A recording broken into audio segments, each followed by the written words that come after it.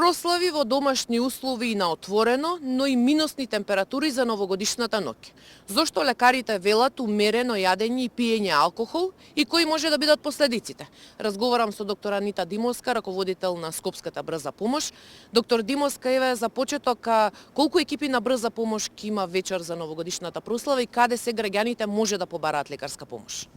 Во новогодишната смена ќе работат вкупно 11 екипи на територијата на град Скопје и подрачјето и околното подрачје, приградските населби. Од тие 11 екипи, 1 до 2 ќе имаме на градскиот плоштад, која што ќе го обезбедува новогодишното ославење за Нова година, а исто така се надеваме дека ќе нема, иако сме зајакнати, сепак се надеваме дека сите тие екипи ќе немаат многу работа во тек на оваа ноќ. Во тек на новогодишната ноќ ќе бидат дежурни и ординациите за трета смена, недели и празници, кои што ќе бидат распоредени во 6 поликлиники. Тоа се Ѓорче Петров, Битпазар, Јане Сандански, Драчево, Ченто и Чаир. Во поликлиниките Битпазар, Ѓорче Петров и Јане Сандански ќе има и итна стоматолошка помош, каде што ќе можат исто така да се обратат граѓаните кои што ќе имаат потреба. Така да сите оние кои што ќе имаат било какви здравствени проблеми, кои што не се од итен карактер, може слободно да се обратат во овие дежурни ординации. Доктор Димовска, споменавме дека вечер ќе имаме минусни температури. Што значи препивање со алкохол на вакви минусни температури?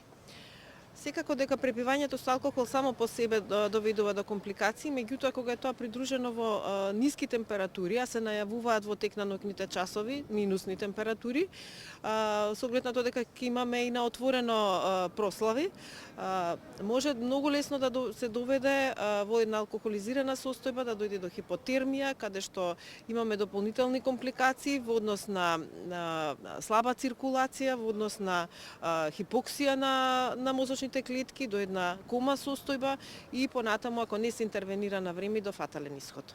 Кои последици може да настанат од прејадување, доколку се претера со јадењето? Така, гастроинтестиналните проблеми од типот на повраќање, надуваност, гадење, секако дека може да доведат до вакви проблеми. Мрсната храна која што најчесто се консумира исто така и до промени на кардиоваскуларниот систем, односно на покачување на крвниот притисок. Во најтешка ситуација од страна на гастроинтестиналниот тракт може да се дојде до акутен абдомен, односно акутен панкреатит со сите своји последици.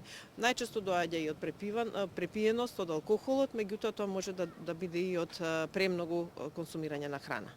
И за крај еден апел за опасноста од користење на пиротехничките средства.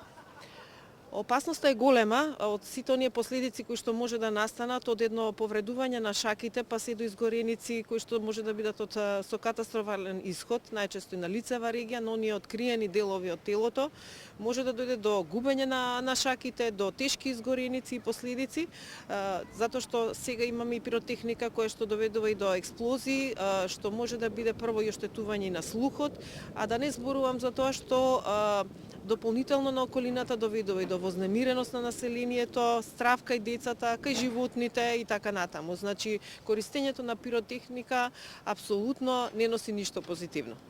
Доктор Димовска, јас ви благодарам за овие совети пред новогодишната ноќ.